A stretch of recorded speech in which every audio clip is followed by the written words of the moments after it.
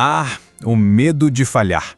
É quase como uma sombra gigante, sabe? Que fica ali, pairando sobre cada novo desafio, cada oportunidade que aparece na nossa frente, cada vez que a gente pensa em ir um pouquinho além. A gente conhece bem essa voz, né? Aquela que fica sussurrando no fundo da mente. E se não der certo? Uma pergunta simples, mas que ecoa e tem um poder imenso de congelar os nossos passos. E essa sombra ela só vai crescendo, crescendo, e quando a gente se dá conta, ela já distorceu toda a nossa percepção da realidade. E o pior é que o sussurro dela parece fazer sentido com uma lógica que é bem cruel. Ela nos convence de que é muito melhor, muito mais seguro, simplesmente não tentar. É melhor do que arriscar um passo em falso. E o resultado? A gente fica ali, imóvel, completamente preso no lugar, só pelo peso daquilo que poderia dar errado. Pois é, essa é a tal da paralisia do medo. A gente vive num mundo que é obcecado pelo sucesso, né? Aquele sucesso rápido, instantâneo. E nesse mundo a falha é pintada como o inimigo final. Mas o que acontece quando a gente passa a vida toda evitando esse inimigo a todo custo? A gente para de aprender. Simples assim. A gente para de crescer. E aí, sem nem perceber, entramos num ciclo vicioso. Olha só, o medo de falhar leva à inação. A gente não faz nada. Essa inação traz o arrependimento. E o arrependimento, adivinha? Alimenta ainda mais aquele medo lá do começo. O verdadeiro fracasso, no fundo, não é cair, é se recusar a levantar.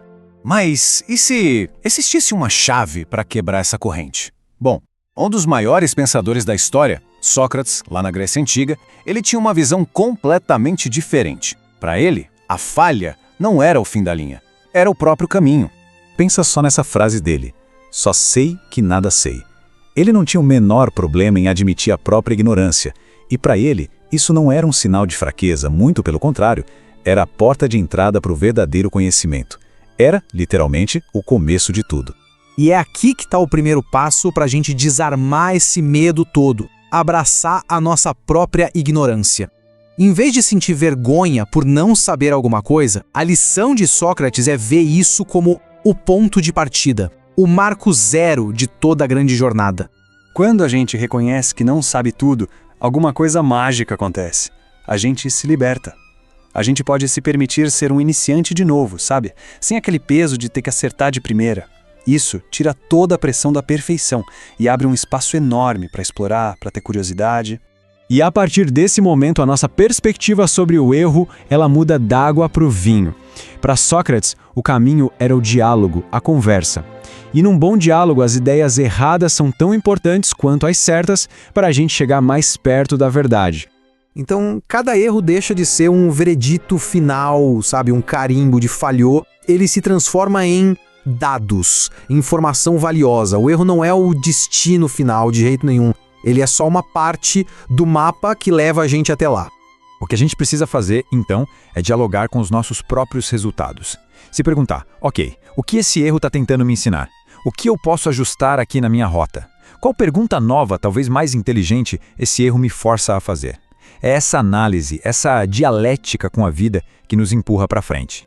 E com tudo isso, a gente chega no coração da questão. Talvez o problema todo, o medo, venha de uma definição completamente distorcida do que significa falhar. Então, talvez seja a hora da gente redefinir essa palavra. Olha só a diferença. A visão comum diz que fracasso é um resultado negativo, um projeto que não deu certo, um não que a gente ouviu, ponto. Mas a visão socrática, ela vai muito mais fundo.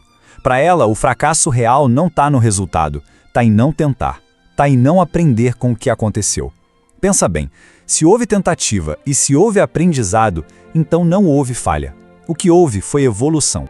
Muitas vezes esse medo de falhar está ligado a uma busca meio doentia pela perfeição, né? Aquela vontade de só agir quando tudo estiver absolutamente impecável. Mas a verdade é que o mundo não está precisando de mais perfeição. O que o mundo precisa é de mais ação. Precisa de mais gente que ousa começar, mesmo sabendo que o começo não vai ser perfeito. A beleza da coisa toda não está no produto final sem falhas, mas sim na coragem da tentativa. E é isso que nos leva à grande conclusão socrática. Porque quando a gente consegue mudar o foco do destino final para a jornada, algo mágico acontece.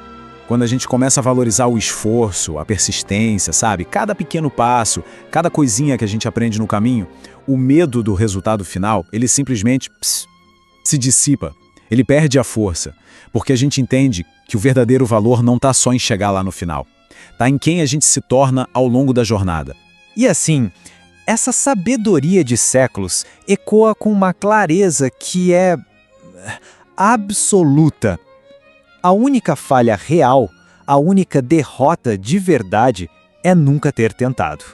Então a pergunta que fica no ar não é mais sobre o que pode dar errado. A pergunta agora é: qual sonho, qual projeto, qual pequeno passo vale a pena usar começar hoje, com a certeza de que cada erro no caminho não vai ser um obstáculo, mas sim um mestre disfarçado. Se esta cápsula de conhecimento expandiu sua mente, há muitas outras a serem descobertas. Inscreva-se e ative as notificações para não perder a próxima dose de reflexão. Sua perspectiva é importante. Deixa nos comentários. Até a próxima cápsula.